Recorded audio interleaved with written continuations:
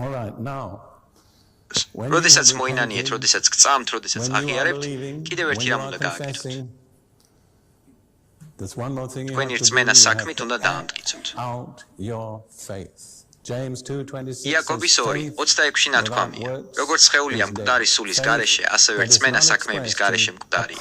რწმენა, რომელიც სათანადო საქმეებში არ გამოიხადება, მკვდარი რწმენაა. მინდა შემოგთავაზოთ 3 შესაფერისი საქმე, რომელიც ჩვენს რწმენას გამოხატავს.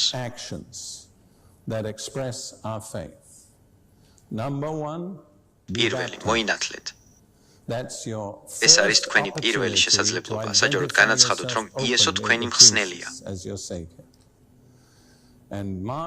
მარკოზის 16-ში იესომ თქვა: წადით მთელ ქვეყანაზე და უქადაგეთ სახარება ყოველ ქმნილებას. ვისაც ირწმუნებს და მოინათლებაც გადარჩენ. მე არ მჯერა, რომ თქვენ გაქვთ უფლება მოითხოვოთ ხსნა, სანამ არ მოინათლებით. გახსოვთ, ახალ დაბადებასა და ხსნას შორის რომ გავავლეს ზღვარი? შეიძლება ხელახლა დაიბადოთ, მაგრამ ხსნა ჯერ არ გქონდეთ.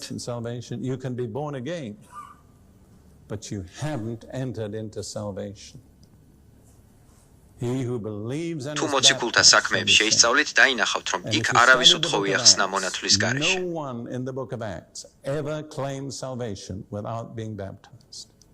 ისინი ამას განსაკუთრებულ მნიშვნელობას ანიჭებდნენ. ფილიპემ საჭურისი მიიყვანა უფალთან ღაზას გზაზე და გზის პირას იყო წყალი. საჭურის მათ თქვა და არა ფილიპემ, რადგან ფილიპესთვის უკვე ნათქვამი ჰქონდა მონათვლის აუცილებლობის შესახებ. ეს ასე არ წერია. საჭურის მათ თქვა, რა მიშლის ხელს მონათვლაში? ფილიპე წყალში ჩავიდა და მონათლა იგი. გახსოვთ, ფილიპეში პავლე და სილაც ციხეში იყვნენ. მოხდა მიწისძვრა, ყველა გათავისუფლდა, ზედამხედველით გადარჩა. რა მოხდა? ის და მთელი მისი ოჯახი იმავე ღამეს მოინათლნენ. არ დაუცდიათ დილამდე. ბევრი მსგან გამიგია. 3 კვირაში ნათლობის ცერემონია გვაქვს, ჩაეწერეთ. ეს არ არის ახალი აღთქმისეული.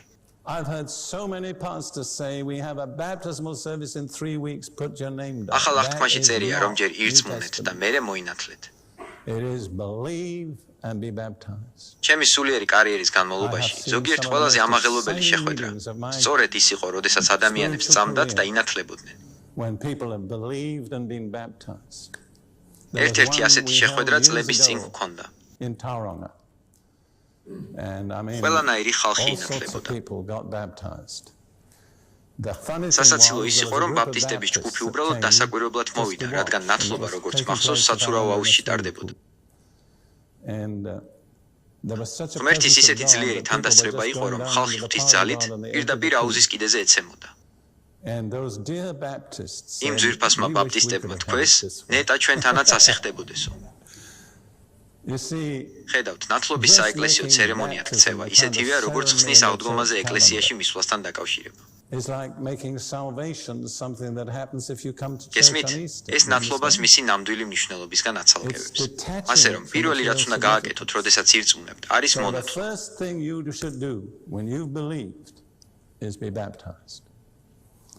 იპოვეთ ვინმე, ნებისმიერი. ამაზე ვქადაგებდი სულ რაღაც რამდენიმე კვირის წინ ახალგაზრდობა მისიით უნივერსიტეტში.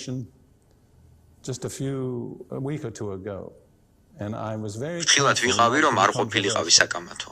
უბრალოდ თქვი, რასაც ამაღამ ვამბობ. ირწმუნეთ და მოინათლეთ. მეთოდზე არაფერი მithქვამს. ამის შემდეგ ხალხი მოდიოდა და მეუბნებოდა. მინდა მონათლა. მე არაფერი მithქვამს. იქაურმა პროფესორმა მითხრა: ეს შენი პრობლემაა. წაიყვანეო.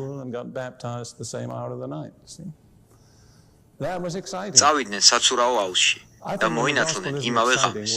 ხედავთ, ეს ამაღელვებელი იყო. ფიქრობ, როდესაც სახარება აღარ არის ამაღელვებელი. რაღაცას ვკარგავთ. როდესაც საქმეები არ გვაქვს, ფიქრობ, რწმენაც არ არის დიდი. ასე რომ, პირველი რაც უნდა გააკეთოთ, არის მონათლა. მადლობა გადაუხადეთ.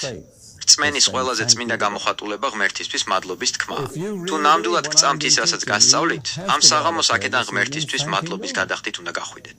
სხვა შემთხვევაში, თქვენ ან ურწმუნო ხართ, ან ყველაზე უმადური ადამიანი ხართ ამ ქალაქში. სიმართლე ისაა, რომ თქვენ უმადური არ ხართ, მაგრამ გვიან გწამთ.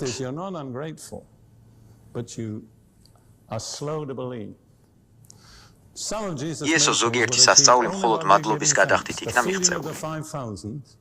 5,000 ადამიანის დაპურებაზე იესომ მხოლოდ მადლობა თქვა. 5 პური და 2 თევზი კი საკმარისი გახდა დაახლოებით 10,000 ადამიანისთვის. მადლობის გადახდას თითქმის შეუზღუდავი ძალა აქვს. იონა მოგეხსენებათ 3 დღე და 3 ღამე თევზის მუცელში იყო. ლოცვით არ გამოსულა, ბევრს ლოცულობდა. მაგრამ იონას 2, 9-ში, როდესაც მან მადლობის გადახდა დაიწყო, თევზმა ვეღარ გააჩერა.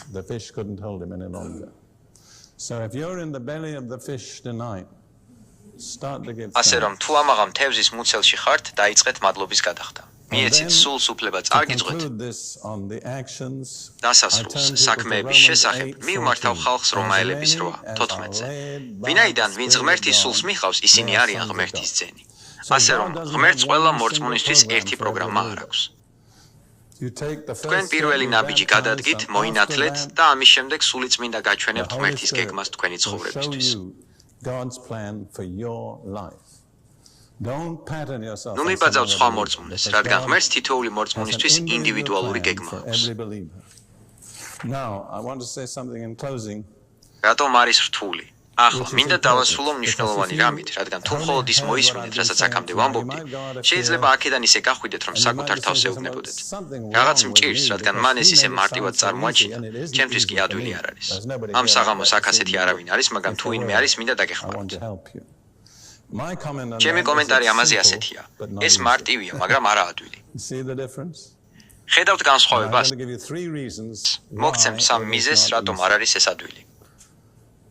თქვენ 3 მტერი გყავთ, რომლებიც ყველაფერს გააკეთებენ, რომ გაგიცნებოთ. პირველი, თქვენ შიდა მტერი გყავთ და ბიბლია მას ხორციელ გონებას, განუახლებელ გონებას უწოდებს. რომაელების 8:7-8-ში პავლე ამბობს. ხორციელი გონება ღმერთის მტერია, ვინაიდან არ ემორჩილება ღმერთის კანონს და არ შეუძლია დაემორჩილოს. ასე რომ, ჩვენს გონებაში ღმერთის მტერი გვყავს, რომელიც წინააღმდეგობას გაუწევს იმას, რისი გაკეთებაც ღმერთს ჩვენგან სურს. ჩვენ უნდა დავუმორჩილოთ გონება ღმერთის ნებას. პავლე ამბობს 2 კორინთელთა 10:5-2, რომ ჩვენი აზრებით ყვედ უნდა ჩავიგდოთ. საინტერესოა, რომ ტყვისთვის გამოყენებული სიტყვა არა სამოქალაქო პატიმარს, არამედ სამხედრო ტყვეს ნიშნავს. სხვა სიტყვებით რომ ვთქვათ, თქვენი აზრები ღმერთთან ომში არიან და თქვენ ისინი სამხედრო ტყვეებად უნდა აიყვანოთ და ღმერთს დაუმორჩილოთ. ქრისტიანების უმეტესობისთვის ძირითადი ბრძოლები გონებაში მიმდინარეობს. მართალია, ნუ გაგიკვირდებათ, ეს მთლიანი გარიგების ნაწილია. გარე მტერი.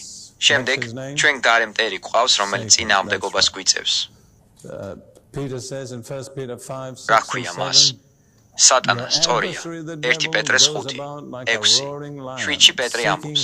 თქვენი მტერი, ეშმაკი, დაზრწის როგორც მგდღვინავი ლომი და დაეძებს ვინც თან თქოს. შემდეგ კი ნათქვამია. წინ აღუდექით მას. მტკიცედ რწმენაში. ეს მიმდინარე აწმყო დროა. არსებობს სხვა დრო, რომელიც ნიშნავს, რომ ერთხელ გააკეთო და მორჩა. ეშმაკთან ერთხელ გაკეთება საკმარისი არ არის. თქვენ უნდა განაგრძობთ მისთვის წინააღმდეგობის გაწევა. ის განაგრძობს თქვენზე ზეწოლას. თქვენ კი განაგრძობთ მისთვის წინააღმდეგობის გაწევას. იაკობი ამბობს: ჯერ ღმერთს დაემორჩილე, შემდეგ ეშმაკს წინააღუდექი და რა მოხდება? ის რა, გაგექცევაც სწორია. მაგრამ ის საკმაოდ ჯიუტია. უნდა დარწმუნდეს, რომ სერიოზულად ფიქრობთ. 4 სხვადასხვა მიდგომას და ტაქტიკას შეეცდება, სანამ დანებდება. და ბოლოს, ჩვენ ვცხოვრობთ მტრულ გარემოში, რომელსაც სამყარო ეწოდება. იესომ თავის მოწაფეებს უთხრა: ნუ გაგიკვირდებათ, რომ სამყაროს თქვენს ძულ ხართ, რადგან თქვენზე ადრე მე შემიძულა. იოანეს 15. 19-ში ის სიტყვა სამყაროს 5-ჯერ იყენებს. ის ამბობს: ნუ გაგიკვირდებათ, რომ სამყაროს თქვენს ძულ ხართ. სამყაროსი რომ იყოთ, სამყარო თავისას შეიყვარებდა, მაგრამ ვინაიდან სამყაროსი არ ხართ, არამედ მე ამოგირჩიეთ სამყაროდან, ამიტომაც სამყაროს თქვენს ძულ ხართ. 5-ჯერ ერთ მუხლში. მოკლედ, ბოლოს უნდა გავიგოთ რა არის სამყარო. სამყარო არის ადამიანები და სისტემები, რომლებიც არ ემორჩილებიან ღმერთის სამართლიან მმართველობას იესო ქრისტეს სახით. ასე რომ, ნებისმიერი, ვისაც არ სურს ღმერთის სამართლიან სამეფოს დაემორჩილოს იესოს სახით, სამყაროს კატეგორიაშია. სამყარო და ეკლესია ორი სრულიად განსხვავებული ჯგუფია. ეკლესიისთვის ყველაზე დიდი პრობლემა ის არის, როდესაც სამყარო ეკლესიაში შემოდის. აქედან იწყება ჩვენი პრობლემები. ასე რომ, დავასრულებ იმით, რომ გაჩვენებთ სამ ძალას, რომლებსაც უნდა შევხვდეთ. ეს ძველი თეოლოგია. სამყარო, ხორცი და ეშმაკი. ამიტომაც არის ეს მარტივი, მაგრამ არა ადვილი.